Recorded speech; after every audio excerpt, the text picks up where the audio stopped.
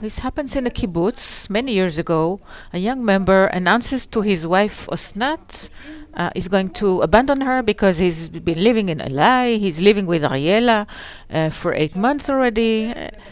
And when Amos Oz tells the story in his last book, he says that several days later, Ariela, the betrayed wife, finds a little note with a very rounded handwriting in her mailbox. Ariela is the woman who has now received Boaz, her former husband. And Osnat places a little note, and she writes the following to the woman who has stolen her husband. Boaz always forgets to take his pills for his hypertension. He has to take them morning and night before he goes to sleep. And in the morning also, a little pill against cholesterol. He should eat his salad without salt and pepper. He can eat fish, but he cannot eat meat, and he should not indulge in sweets. And to drink less coffee. And Ariela returns a little note saying, thank you, this is real nobility. He has heartburn, but he says it's nothing. I'll try to do everything you've said, but it's not so easy. He really ignores his health needs, as you know. And Osnat tells her, if you don't let him have grilled things, he will not have heartburn. Ariel responds a few days later, but on what happened or did not happen, I shall tell you at the end of the story. And I brought you these 2 paragraphs from this wonderful book by Amos Oz, which has just recently been published, because these 2 friends, they were in fact members of the most dense social network. And when Boaz betrays one in favor of the other, this looks like a smiling attempt to try and plant the future into the past. And Osnat and Ariela, in fact, are doing something equal to SMSing or chatting in the kibbutz mailbox, and that for them is the best messenger. And here comes the big question, and this is the question we shall try to discuss tonight. Have only the tools changed? Perhaps the discourse itself has not changed. It is ignited in a different manner, but has the network taken over the old world, or is the old world still here, just flowing in additional avenues and channels, and not only through the mailbox of the dining room in the kibbutz, as in previous years?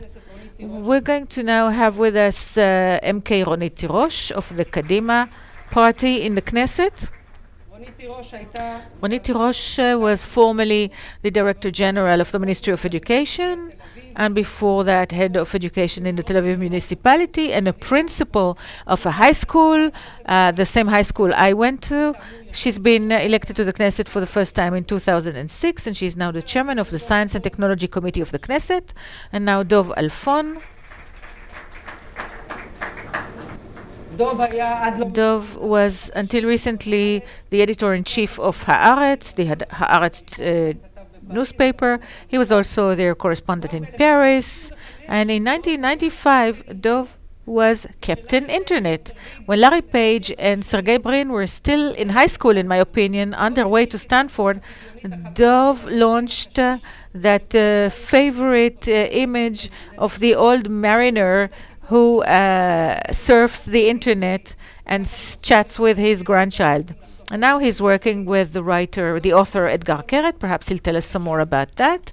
Dr. Gil Samsonov. Gil Samsonov is a partner in the Glickman Nettler Samsonov, one of the leading advertising agencies in Israel. He was formerly head of the Israeli Broadcasting Authority, very much connected to the political system, very familiar with the various agencies and the communication systems. And last but not least, Ido Kenan. Ido is the blogger of Room 404, one of the leading bloggers in Israel, covering digital culture and media since 2003. His articles have been featured in most important Israeli media, including Yediot Achronot, Ynet, Energy Ma'ariv, Haaretz, Nana 10, Globes, Rating, etc. So, Dov, when you go home today, you take something and you decide to turn it into an issue on everybody's agenda. Can you do that? I do, in fact. I believe I can. It depends on the issue, on its sex appeal, on the language we use in telecommunications, and in the narrative and the way we distribute the message. Let's discuss a real case, which happened. Tanya Rosenblit. Tanya Rosenblit, sorry. A girl gets on a bus where there is a separation between men and women, ultra-Orthodox. She goes in and they tell her, sit in the back. And she says, no, I won't sit in the back. And a discussion evolves. And she is updating us on live. She takes pictures and writes and puts it on Facebook. This starts running. People see it. First her friends, then friends of her friends. And this is rolling and rolling. And finally, I find this, I believe, several hours after it started. I collect all the materials. I try to speak to her and then put it on my blog. That's on Friday night. Friday night, I put it on my blog. Saturday, in the middle of the day, I begin to receive telephone calls from Israel Today, from Haaretz, from the Army Radio. Everybody wants to speak to this girl who went on a bus and refused to sit in the back. A story which started with the fact that she documented it, if she had not documented it, as if the story never happened. Perhaps she would have tried to go with it to a newspaper. I don't know if she would have known which correspondent or whatever, but this way she told her story and the entire communication, the entire media world ran after her.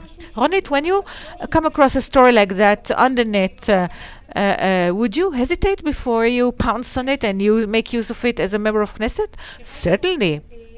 The more authentic it is, and I do believe it is authentic, I will flow with it. But I don't think that she did it spontaneously. I think everything was ready. Her SMSs, her camera, everything was arranged. I think that thanks to the accessibility and availability, there is also a unfortunate place to misuse this medium, and that's why I'm careful. But are you trying to stay away from trouble? Which way are you being careful? Well, you know that it takes seconds for this to be diffused. Well, I think that if only political people and the communications could do these spins in the past, now simple citizens can perform such spins. So if she tells you she is worried, for you is good news. Well, explain to me. Maybe I overstretched the terminology by saying that you're scared. Well, I believe that we are not fully aware, we do not fully understand this cybernetic space. We have the feeling that this is something that happens between me and myself. These are just my thoughts. I don't know how far it goes, and I don't know how exposed I am. The more we understand better this platform, we have to be very careful. So you say that it's no wonder it happened to Yair Lapid. Yes, correctly. You have to be very persistent and you have to be very honest. You cannot say one thing on that podium and on another podium say something else. You're facing another group of listeners, so you cannot modify what you say. You have to be persistent in your messages in every platform chosen. And you have to know that this is almost infinitesimal. In other words, the groups that you're being exposed to them are numerous. But at the same time, I'd like to say, this is, by the way, an advantage. And the minister mentioned before President Obama, who's made use of that. Sheli Yachimowicz, who's made use of that. But you have to be aware of the fact that this virtual space removes from us the fear of expressing ourselves and in a very outrageous manner. You know that we are in a very difficult situation today. We will discuss violence in using these media later on. But tell me, Dov, what happened here? Have we really received a more democratic discourse, or is it just faster? I heard the minister very excited about those 10 points, which, according to him, bring us closer to an idyllic democracy. I did not agree with not even one of his 10 points. With all due respect, with the fundraising of President Obama that we all admired, one donation of Sheldon Adelson on the other side, which to him does not make much difference if there is internet or not. He can, as an average American can, his total contributions, $100 million to the Republican Party, was like for an average citizen contributing $300. So the heavy donors, they couldn't care less about internet. As for saying that we are witnessing the birth of new democracies, I must have missed the newspaper of that day. Where was there a new democracy born? We've seen the masses going out coordinated and not needing those graffiti that we had in May 68. They no longer use those emissaries at night in Prague. That's good, that's nice. But that's not the way to build democracy. That is not the way to modify a regime. This is not the way to guarantee citizens' rights. The ability to mobilize does not necessarily turn the world into a better place. And if we have democracy, we cannot say that this is new. There is democracies in the West, in certain cantons in Switzerland. The population convenes and they take decisions. Each inhabitant has the right to vote. But when you go into the depth of this, for instance, of the Arab Spring or the social protest in Israel, the Facebook works just like a talented producer on the army radio. Who determines things at the end? Well, if you tell me what happened, I'll be happy to refer, but in my opinion, nothing happened. Gil, can you tell Dov what happened?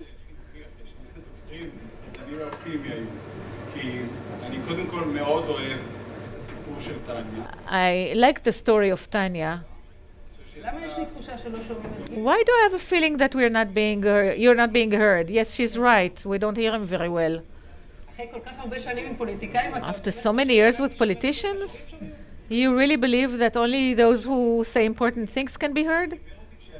When he connected me before, I was worried.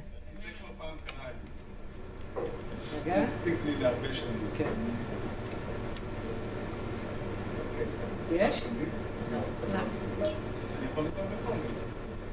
אולי נביא לגיל הנמייט בינתיים? טוב, בינתיים... In the meantime, תדבר לקהל פשוט. no, speak to the audience, please. Tanya's story, in my opinion, is a wonderful story. It expresses everything we're talking about. And if she did it like a campaign, pre-arranged, I did not know that. It seemed completely authentic. Second, she did it in the cost of 10 shekels. For me, such a campaign, I will have to spend $1 million. And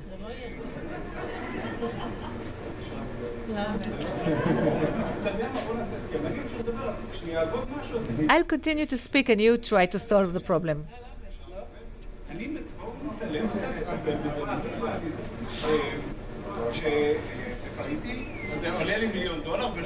It would cost me $1 million, and for you it would take you 6 months or 3 months to have the whole of Israel speak about it. Second, and this is the real question that you asked me, I am optimistic. The minister spoke here.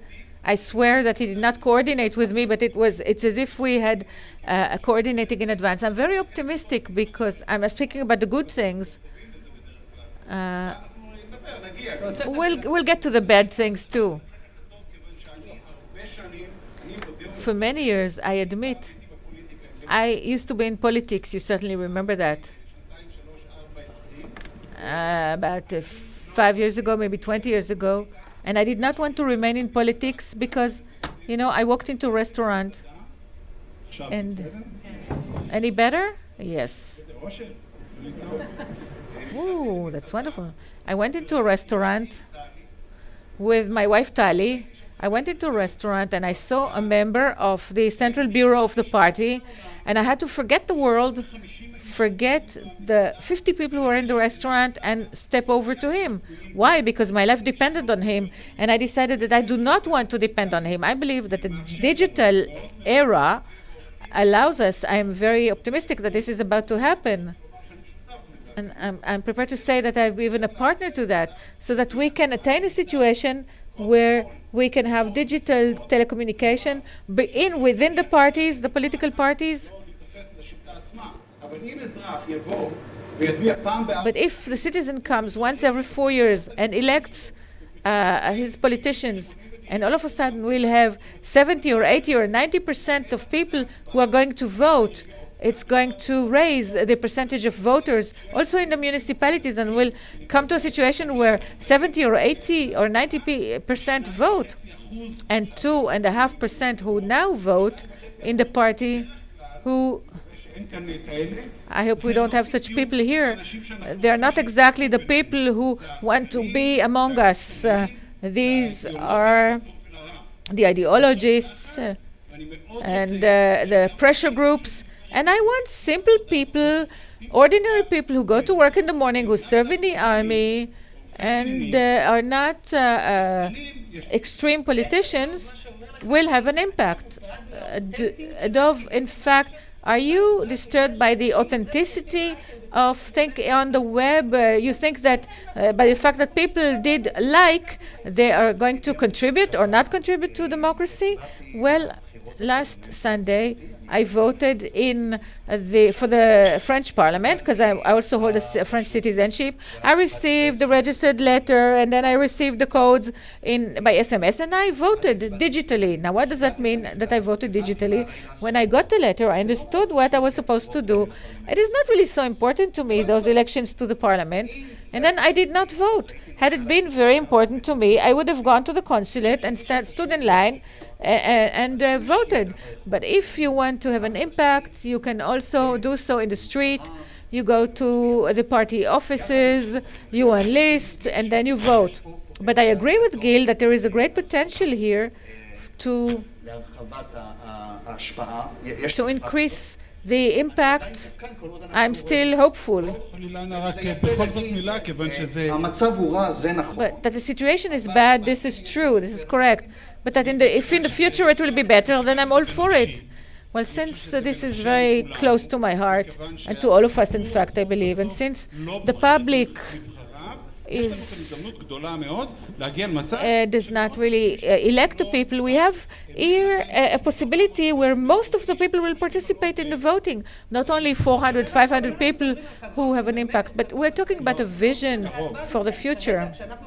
But today, as we're trying to elucidate what is the impact of a blogger such as Ido, and those agendas that are on the web, what is their impact on the agenda, national agenda? Ronit says there is a disproportionate agenda of those who use violent speech, racist speech, etc. Where do you experience that? Every day. We, in order to be up to date, we utilize all the possible platforms, Twitter, blogs, Facebook, any internet platform, and as I said before, because that space is so virtual and you're not really facing the person, you take liberties sometimes in expressing yourself in a way that you would not have done if you were facing that person. You remember the stories about Peres? People say that it's a goodwill is being collected. People assume that saying, well, I participate in the popular dialogue with curses. I don't like that style, which is often encountered in talkbacks. But the one positive thing is that more young people get involved in our daily life, in something that we did not have in the past when we were dependent on the traditional media. Not everybody read newspapers. In my case, in my school, where I was a principal, most of the pupils used to read the sports section. But perhaps then we were more involved. We did go to vote, but we are becoming adults, so to speak, maturing much faster. And because the youth are so adept in using those means, we're talking about the good side. I'd like to go forward with you, Ido. What are you telling us, in fact? Here is the right to shout. This is the price of new liberty. Don't touch. This is violent. This is inciting. It sometimes comes to levels of instigation that I really am afraid to get involved in. Well, I say, well, you have to know the people. This is a large part of the people. And their presence and their representation there is much bigger than in talkbacks, in elections declarations, in voting in primaries or in the elections. Listen to the people, get to know them, take part in their education. Is this real? Is this really real? Or is it just violence for violence sake, just to create provocation on the web so that somebody else would react? Sometimes I'm standing on the side and I really witness this fencing, in fact, between people. This is not real, just to be violent just for violence sake. Well, I'm not sure they do this only in order to provoke, but at the end of the day, you have to propose to expose your position. You have to defend it. You have to argue for it. People have to be convinced. There are various systems of participation. People can vote and say what they think about it, finger up, finger down. But there is also a place for talkbacks. Read on that website. There are less reactions, but they are much more interesting. Dov, there's something that goes beyond what people write. Doesn't matter if it's a talkback or something else, that they write in a language that otherwise they wouldn't allow themselves to write. And this has to do with the profession you were involved in for many years. There's no editor-in-chief. There's no censor, of course, there's no censorship, but there's also no censorship of taste, and perhaps that's a good thing. Well, you see, there's something a little bit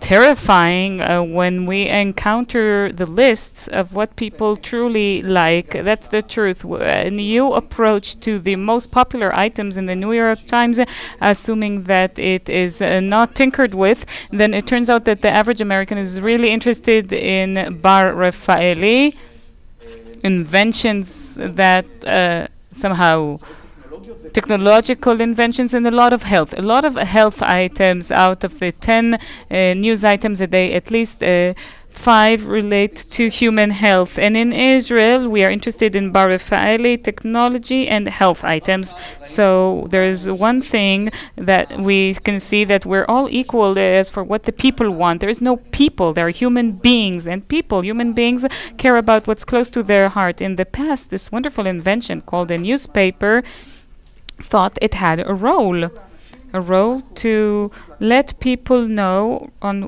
about what's happening outside their comfort zone. Let's say if you're interested in bicycles, I truly like bicycles and bike riding, and if you're interested in your own domestic politics, we will also tell you today about what happened in the US or in Greece or Germany. And now people, thanks to tools developed by Google, by the way, and I'm not talking about the social networks, but even things that came before that, people can define what interests them and to be exposed only to that. If all you care about, if the only thing that interests you in the world is bicycles in Israel, domestic politics, you can spend the entire day reading about everything that's being done in Israel, and I can almost ask Ido asking you, so where's the bad news? I think that part of the role of the humanist and the humanism in general, part of some of its roles is recognizing the fact that there's a draft in Africa, or that Bill Gates is doing wonderful things combating malaria. It seems to me part of the traditional role of the intellectual.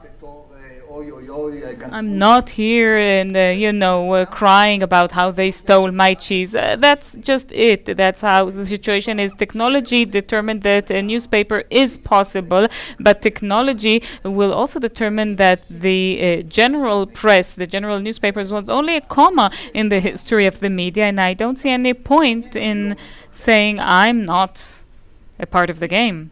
Gil? Are you sad like Dov? I'm not sad at all. I'm sorry. You love bicycles? Yes, I also love bicycles, but I especially don't like stopping running trains. I love this train. I take that train, I ride it, but you cannot not to pay attention to the victims left behind. And I saw the victims left behind by the previous train, and it wasn't perfect. And even when everything was in the hands of several people, I'm not sure it was that good. I like this decentralization. I love this pluralism. And by the way, I truly agree with you regarding what you said about how we need to stop this being so crude and crass. But if we look back, we didn't manage to decipher the secret of evil in the network. That's true. Let's just say one thing, regretfully, the positive on the network. And here we're in the Google zone. There's definitely a lot of purely positive things, but there's also a lot of positive things for business people and journalists and politicians, etc. There's evil towards all these people, and it's disgusting. Have no doubt about that. I don't feel otherwise. It's disgusting.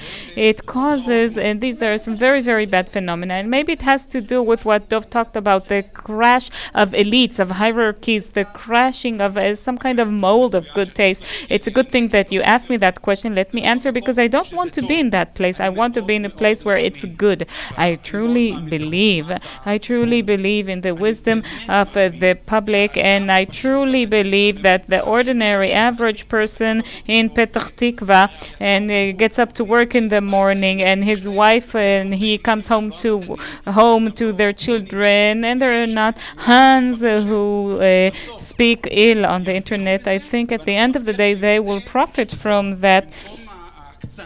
And ultimately, instead of the extremism that exists, and you find that everywhere, also in the regular press, we will be able to be some kind of a consensus, a mainstream. The 80% will perhaps have a little bit of influence on what's happening in this country, and this isn't the case today.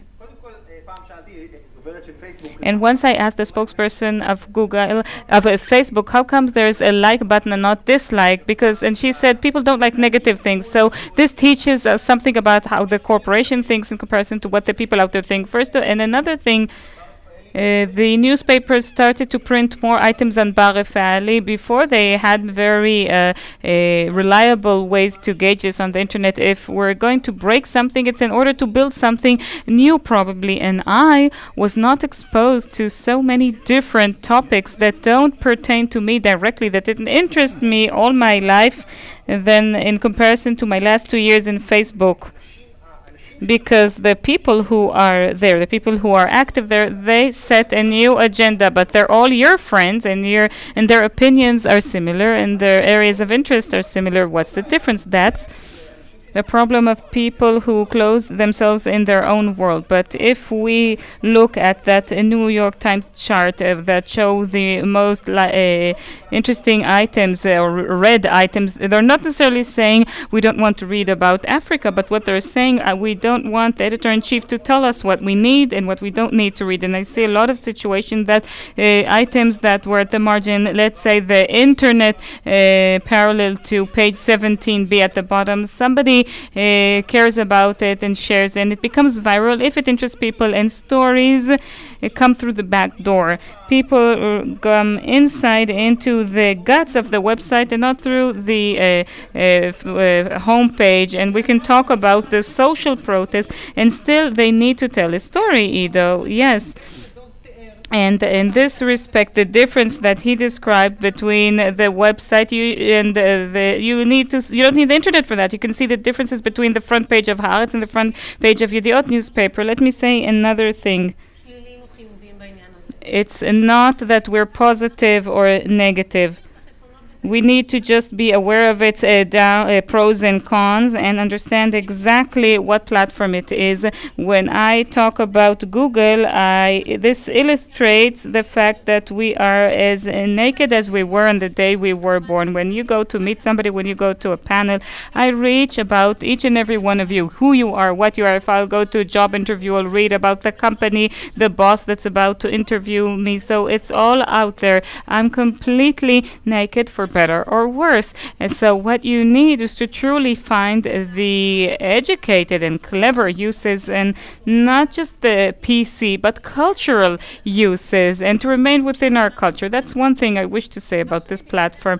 Another point with respect to the topic, the internet and a new agenda setting. I don't think it's a new agenda. I think we have yet an additional player that has entered the reality of our lives. In contrast to what the minister said, I don't think that the traditional media was erased or weakened. I truly don't think so. I think that the internet in its various formats is raising things, and it's kind of a catalyst of something. Tanya, or the protest to bring back Gilad Shalit, the abducted soldier, back home.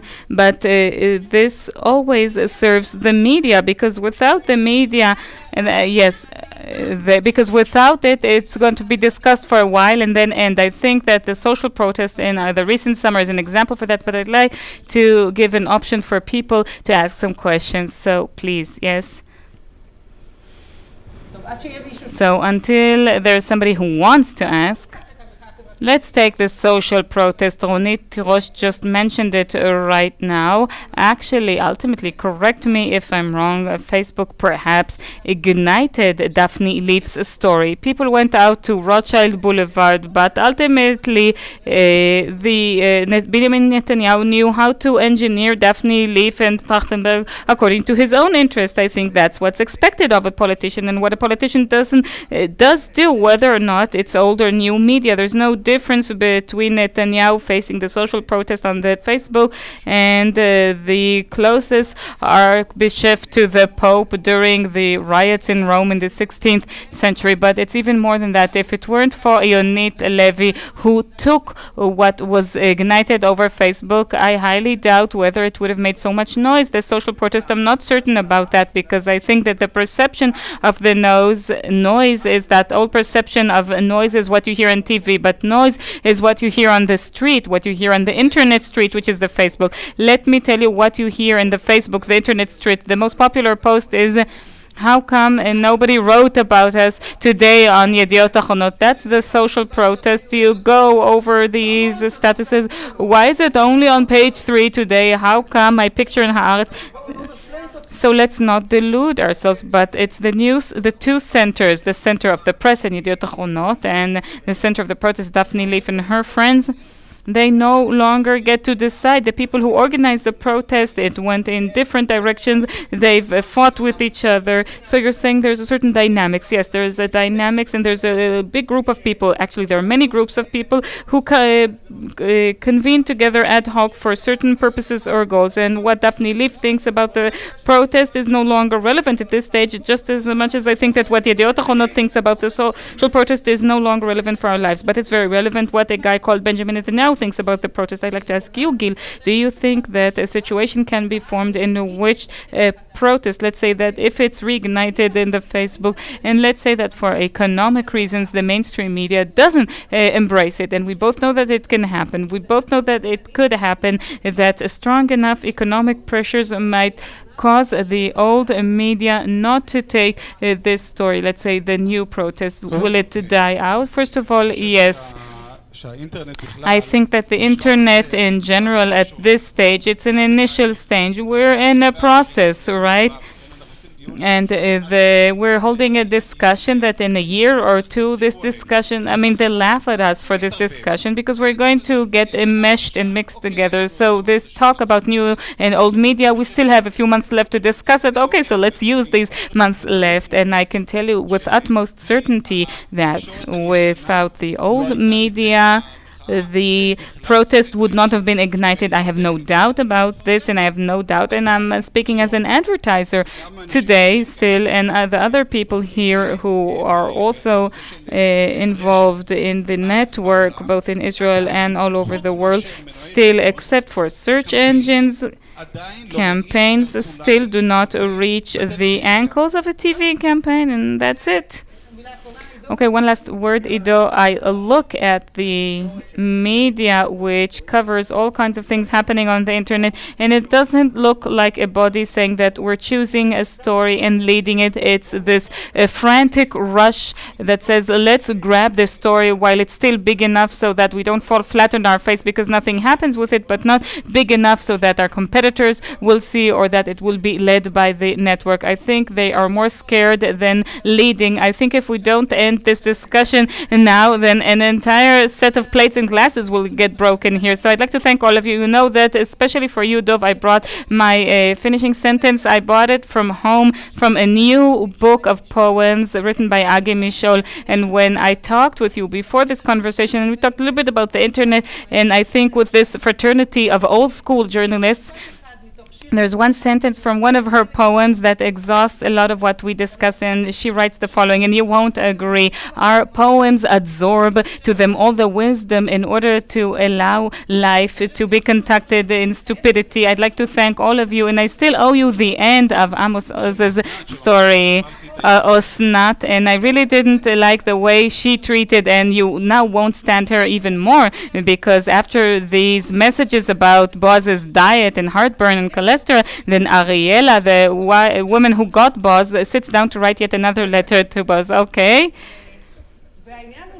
So the thing is that this letter is different in digital terms, that this would be outlawed by the Facebook. First of all, because it's very long, and also because she writes about feelings. She writes that she often asks herself, what did we do? There's no day that every day that it passes, I think about you, and I say that I'm such a villainous woman, and is there any forgiveness to what I did to you? And I sometimes wake up in the middle of the night and I want to go to you and explain to you everything, but what is there to explain? I don't know what happened, and how come all of a sudden I feel this closeness to you, and how come I took Boz away from you? Why don't we both meet and talk, not about Boz's diet or meds, but about other things? Please write me back. What do you think? 2 words will be enough. I'm waiting for your response.